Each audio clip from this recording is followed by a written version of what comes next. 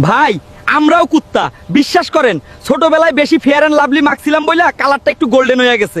আমরা তো তোমাগোই ভাই ব্রাদার। মানুষের হাত থেকে ছাড়া পেয়ে গ্রামের পাশের বিলে বসে আছে চিকু আর মিকু।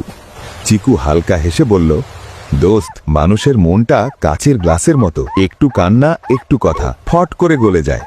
মিকু বলল, আর আমরা হলাম পুরনো অভিনেতা, সব সংলাপ মুখস্থ। ঠিক তখনই দূরে শোনা গেল হাঁসের ডাক। চিকু থামল, চোখ ছোট করে বলল, এইবার না গেলে হাঁসেরা ভাববে আমরা অবসর নিয়েছি। মিকু একটু দম নিয়ে বলল, ঠিক আছে, কিন্তু আজ আমার পেট দৌড়ানোর পক্ষে না, ভাব বুঝে হাঁটিস। দুইজন গ্রামের পাশে পুকুরের দিকে রওনা দিল। হঠাৎ চারদিক কেঁপে উঠল, ঘেউ ঘেউ।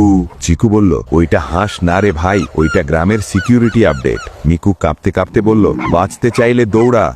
চিকু বলল, হাঁসের বিরিয়ানি খেতে আসছিলাম, এখন তো দেখি আমরাই হটডগ হয়ে যাব। ভাই, ওদের বল যে আমাদের গায়ে মাংস নাই, শুধু হাড় আর টেনশন, খেয়ে কোনো লাভ নাই। দৌড়ে পালানোর আগেই চারদিক থেকে পাহারাদার কুত্তারা ঘিরে ধরল। এইবার আর পালানোর রাস্তা নেই। কুত্তাদের প্রধান বলল, ভাইয়েরা দেখি শীতে খুব কাঁপতাছেন, সমস্যা নাই, ছেলেরা লাকড়ি আর আগুন রেডি করতেছে। আজকের দর্শকদের শিয়ালের মাংস রেসিপি দেখাবো, কিভাবে শিয়ালের মাংসের বারবিকিউ বানিয়ে সস দিয়ে খেতে হয়। যে বারবার বিশ্বাস নিয়ে খেলা করে, একদিন সে আর সুযোগ পায় না। লোভে চোখ অন্ধ হলে শেষটা হয় খুব নীরব ও কষ্টদায়ক।